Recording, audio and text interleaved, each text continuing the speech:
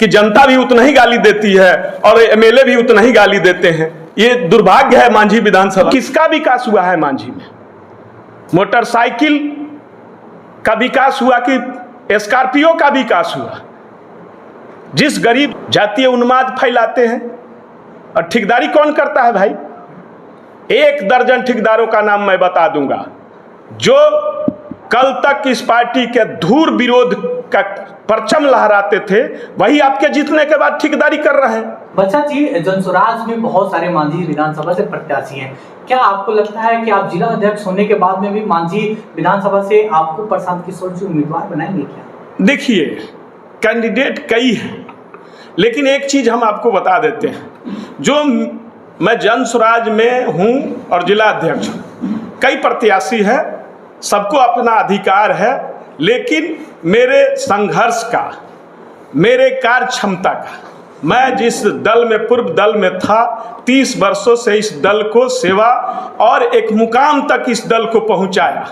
आज भी हम कहते हैं कि जनसुराज में जब से आए हैं, आप लोग भी देखिएगा कि एक जनसुराज सारण जिला में एक प्लेटफॉर्म पर खड़ा हो चुका है। तो निश्चित रूप से हम भी यहाँ से अपना प्रत्याशी का आवेदन जनसुराज के पास जमा कर दिए हैं और हमें भी आश्वासन के तौर पर यह कहा गया है कि आप तैयारी कीजिए, तो हम तैयारी में लगे हुए हैं। लेकिन हमारा बैकग्राउंड आप जान लीजिए कि मैं 30 वर्षों 35 वर्ष तक इस संघर्ष के, इस इलाके के एक एक गांव को, जो सामाजिक उत्पीड़न का सवाल हो या दूसरे सामाजिक सवाल हो या मांझी की जो समस्या है, उस पर हमेशा मैंने संघर्ष किया। तो यह हमारी प्राथमिकता भी बनती है। जनसुराज से हमारा अपेक्षा भी है कि मांझी के अंदर अगर बदलाव की जरूरत होगी तो आपको जनसुराज से बदलाव में हमारी भूमिका आंकी जा सकती है। बच्चा जी, आपका पुराना जो घर था, जिस घर में आप पुराने 30 वर्षों से रहे हैं, फिलहाल जनसुराज में आखिर ऐसा क्या हो गया कि पुराने घर को छोड़कर नए घर की तलाश करनी पड़ी? आखिर क्या राजनीति? देखिए, हमारा जो पुराना घर था, 35 वर्ष से हम लोगों ने उस घर को बनाया था। जनता का एक एक सवाल को लेकर हम लोगों ने लड़ा और संघर्ष किया। बड़े बड़े यहाँ के भू माफिया हो, जमीन माफिया हो, दूसरे तरह के क्रिमिनल्स हो या दूसरे राजनीतिक जो यहाँ राजनीति शिकार करते थे, उन लोगों से संघर्ष करके हमने यहाँ एक मुकाम तक पहुँचा और मांझी विधानसभा के अंदर हमने जीत दर्ज किया। लेकिन जो हमारा संघर्ष था कि गरीब हमारे पार्टी के लिए तन मन धन दिए, अपना खून पसीना 35 वर्षों तक बहाकर, और एक मुकाम तब जब हम पहुँचे तो उस गरीब को, उस कर्जकर्ता को वंचित कर दिया गया और उसके साथ दुर्व्यवहार हो रहा है। अब शब्द बोला जा रहा है कि हम, आप लोग फलाने के नाम पर हमको वोट दिए हैं, चिल्लाने के नाम पर वोट दिए हैं, जाइए फलाने लालू यादव से समझिए, तो तेजस्वी यादव से समझिए। अरे भाई, गठबंधन में तुम थे प्रत्याशी तो तुमको लालू यादव को वोट मिला, गरीबों का वोट मिला, और तुम कहने जनता से कहोगे कि लालू यादव से जाके पूछिए, तो सिंबल लेकर काहे आए, गठबंधन में काहे लड़े? ये गलत चीज है। मैंने इसका विरोध किया कि गरीब जनता का हमने संघर्ष के साथ, मान सम्मान के साथ उसकी विकास की बात हमने की थी। और आज विकास के नाम पर व्यक्ति का विकास हो रहा है। और जिस संघर्ष में हमने 35 साल जिस आवाज को बुलंद किया था कि यहाँ का जो बैड एलिमेंट्स है उनके खिलाफ हमारा संघर्ष जारी था, लेकिन आज वही लोग उनके करता धरता है, करता धरता, माननीय जी का करता धरता, विधायक जी का करता धरता, विकास से लेकर और छोटी सी चीज विकास के लेकर वही लोग मालिक। समाज में आप गलत बोलते हैं, जातीय उन्माद फैलाते हैं, और ठेकेदारी कौन करता है भाई? 1 दर्जन ठेकेदारों का नाम मैं बता दूंगा जो कल तक इस पार्टी के धूर विरोध का परचम लहराते थे, वही आपके जीतने के बाद ठेकेदारी कर रहे हैं। ये कौन सी व्यवस्था लाना चाहते हैं भाई?